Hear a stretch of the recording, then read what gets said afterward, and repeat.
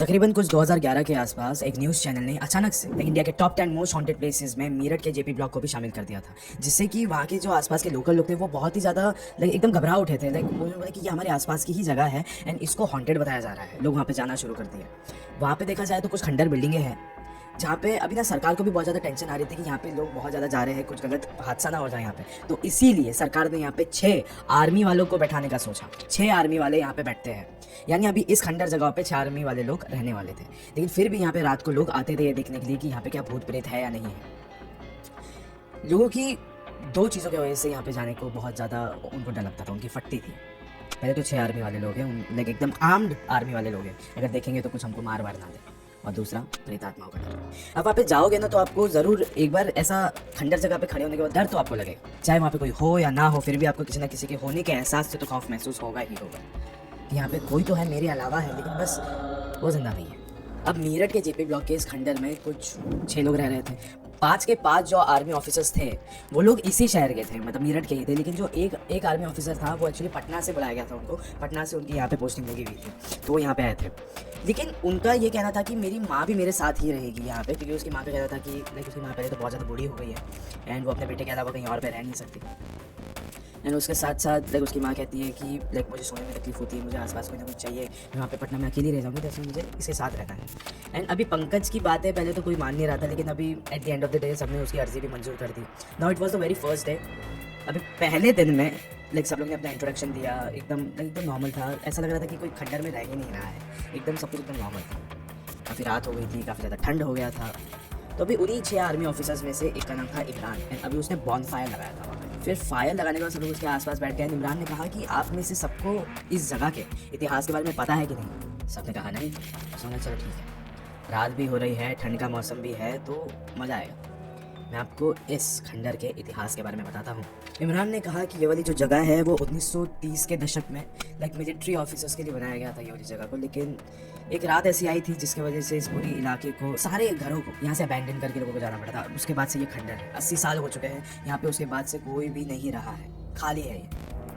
लोगों का कहना है कि ऐसा सच कोई यहाँ पे ऐसा कुछ प्रॉब्लम नहीं था, लेकिन जो मेन प्रॉब्लम हमेशा लोग कहते थे वो ये होता था कि यहाँ पे किसी को चीज़ का ऐसा साया भटकता है जो कि लाइक किसी को भी इस घर के दरमियान आने नहीं देता, कभी भी नहीं आने देता। बताया जाता है कि यहाँ पे एक चुड़ैल रहती है, लिटरली यहाँ पे एक चुड़ैल रहती है, एंड वो चुड़ैल कैसे भी करके अपने करीब किसी भी इंसान को बुला लेती है, कुछ भी करके, फिर उसका गला घोट के उसका कत्ल कर देती है, उसको मौत दे देती है। एंड इसी कुछ रीजंस की वजह से यहाँ पे कोई कभी रहना भी नहीं चाहता। लोगों ने कोशिश करी, लेकिन eight the end of the day कोई भी यहाँ पे रहना नहीं चाहता। आधी रात को यहाँ पे घर छोड़ के भाग जाते हैं। जो दूसरी मेन चीज़ बताई जाती है वो ये है, जो कि इमरान ने कहा कि आधी रात के दौरान इस खंडर के जो छत है वहाँ पे एक लाल कलर की साड़ी में वो जो चुड़ैल है वो वहाँ पे भटकती है, घूमती है, जो कि आधी रात को वहाँ पे दिखती है। ये जैसे इमरान ने कहा, उस बॉनफायर में जितने भी लोग बैठे हुए थे सबने छत की ओर देखा और वहाँ पे कोई भी नहीं दिखी। लेकिन जब पंकज की माँ निर्मला ने ऊपर देखा तो उसको एकदम थर कांपने लग गई थी।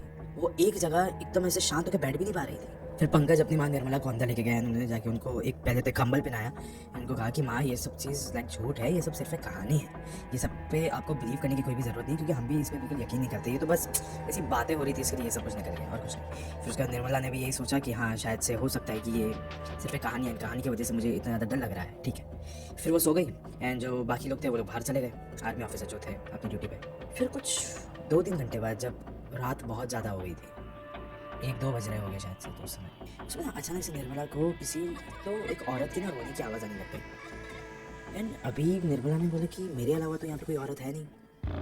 उसने आसपास देखा, कोई नहीं रो रहा है। वो थोड़ी सी हिम्मत लगा के वो उठी, बाहर की तरफ गई। उसने कहा कि बाहर तो सब लोग सो रहे हैं और सिर्फ 1-2 आर्मी ऑफिसर्स थे जो कि वहाँ पे बैठे हुए थे उसके सामने, ठीक है। फिर उसने कहा बाहर भी कोई नहीं रो रहा है।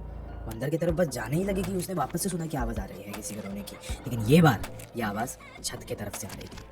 निर्मला एकदम तुरंत से पंकज की तरफ गई एंड उसको उठाने लग गई कि पंकज देखो ये वही औरत की आवाज़ आ रही है, देखो छत की ओर से आ रही है। फिर पंकज एकदम लाइक गुस्से में आके उसने कहा कि माँ ऐसी कोई औरत है ही नहीं, ये सिर्फ एक कहानी है, तू क्यों इतना ज़्यादा लाइक खौफ में आ रही है?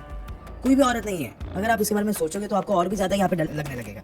फिर निर्मला ने सोचा कि शायद से ये एकदम सही कह रहा है, वो गई और अपने कमरे में जाके सो गई। फिर कुछ समय बाद वापस से किसी के रोने की आवाज़ आने लगी। वही औरत की आवाज़ थी। उसके बाद निर्मला ने ना अपने आसपास देखा उसी कमरे में। लेफ्ट पे देखा तो कोई नहीं था, राइट पे देखा तो वही औरत खड़ी थी उसके सामने। उस औरत ने कहा कि मैं इतने समय से चीख रही हूँ, चिल्ला रही हूँ, रो रही हूँ, तुम्हें बुला रही हूँ, तुम आई क्यों नहीं? मेरी मदद करने तुम आई क्यों नहीं? ये सब कुछ कहने के बाद वो जो औरत थी वो निर्मला के करीब आने लग गई। फिर तुरंत बाहर से जितने भी लोग थे उन सबको निर्मला की चीखने चिल्लाने की आवाज़ें आने लग गई। सब लोग अंदर आए। अंदर आने के बाद पंकज ने देखा कि निर्मला उसकी माँ अपने ही हाथों से अपने गले दबा रही थी। सब लोग ने मिलकर उसके हाथ को ना एकदम छुड़ाने की कोशिश करी। वो छूट नहीं रहा था, बहुत ज़्यादा टाइट था, बहुत ज़्यादा टाइट, जैसे कि पता नहीं कितने लोगों ने दबा के रखा है उसका गला। इतना ज़्यादा ट्राई करने के बाद आखिर में उसने अपना गला छोड़ा। पहले ही रात ऐसी बीतने के बाद पंकज ने और उसकी माँ ने इतना ज़्यादा खौफ आ गया था कि उन दोनों ने ये वाली जगह को छोड़ दिया। पंकज ने भी लाइक ये वाली पोस्टिंग से उन्होंने बोला कि नहीं मुझे ट्रांसफर कर दो किसी और नौकरी पे, एंड उसने भी ट्रांसफर लेके वो कहीं और पे उसकी पोस्टिंग आ गई थी। एंड जो बाकी 5 लोग बचे थे उन्होंने भी धीरे धीरे करके ये वाली नौकरी छोड़ दी, ये वाली जगह छोड़ दी, ट्रांसफर मांग लिया। ये वाली जो जगह है ना गाइस, ये वाली बहुत ज़्यादा एक खौफनाक जगह है, इसको बताया जाता है। देख हर वक्त आप एक चीज़ देख सकते हो कि ऐसी बहुत सारी कहानियाँ होती है जो कि कहानियाँ तो होती है लेकिन इतिहास के पन्नों में वो दफन नहीं हो पाती अच्छे तरीके से, दिखती नहीं है, वो कहीं पे गायब हो जाती है। वही चीज़ इस कहानी के बारे में भी है। मीरठ के जेपी ब्लॉक की कहानी, अगर आप ऐसा सोचना चाहोगे कि क्या हुआ था उस लड़की के साथ, कौन है वो चुड़ैल, अगर आप उसके बारे में पता करना चाहोगे तो आपको कुछ भी नहीं दिखेगा। बस आपको इतना पता चलेगा कि हाँ वहाँ पे एक चुड़ैल है, एक विच वहाँ पे रहती है जो कि लाल कलर की साड़ी में वहाँ पे भटकती है। गाइस यूट्यूब पे भी ऐसे कई सारे ब्लॉग्स हैं, वैसे देखा जाए तो इसके बारे में बहुत सारे लोग वहाँ पे जाते हैं लेकिन उनको दिखता नहीं है। लोगों को पता नहीं हमेशा ऐसा क्यों लगता है कि हम यहाँ पे जाएंगे और हमको लाइक वो आत्माएं दिख जाएगी, ऐसा नहीं होता है। There is a thing called कि आपको उनके मरने का वक्त मैच करना होता है, आपको उनके मरने का वक्त, समय, दिन, हर एक चीज़ मैच करना होता है, तब जाके आपको वो भटकती हुई आत्मा आपको दिखेगी। वो ऐसे ही नहीं दिखेगी आपको। लेकिन शुक्र मानिए अगर आपको आत्मा नहीं दिख रही है तो शुक्र मानिए। लेकिन यहाँ पे ना सिर्फ इस एक आत्मा का खौफ नहीं है, बताया जाता है कि यहाँ पे और 4 लोगों के भी आत्मा भटकते हैं।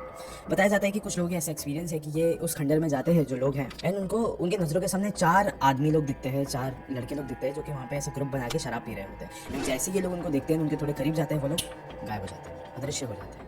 हो सकता है कि कई सालों पहले वो लोग आए हो यहाँ पे इसी खंडर जगह पे ऐसे मौज मस्ती करने को, एंड वही लाल कलर वाली जो साड़ी में औरत भटकती है यहाँ पे, उन्होंने इन लोगों को देख लिया होगा, इनके साथ भी वही किया होगा, मुर्दा गला घोट के मार दिया रहेगा इनको, एंड फिर इनकी भी आत्मा यहाँ पे भटकती होगी। तो गाइस कुल मिला के यहाँ पे 5 आत्माएं भटकती है, ऐसा बताया जाता है, ऐसा बताया जाता है। मैं भी आपको ये कहना चाहूँगा कि अगर आप गलती से भी ऐसा सोच रहे हो कि मैं मेरठ के जीपी ब्लॉक में जाऊँ, अगर आपको यहाँ का रास्ता पता चल गया है यहाँ पे जाने का, तो गाइस वहाँ पे आगे मत बढ़िए, पीछे हो जाइए वहाँ से। ये जगह बहुत पनौती है, यहाँ पे आपको बिल्कुल भी नहीं जाना चाहिए। तो आज इस कहानी के अंत में मैं आपसे बस इतना ही कहना चाहूँगा कि कभी भी ना अपने आप को ओवर स्मार्ट मत समझिए इन चीज़ों के सामने।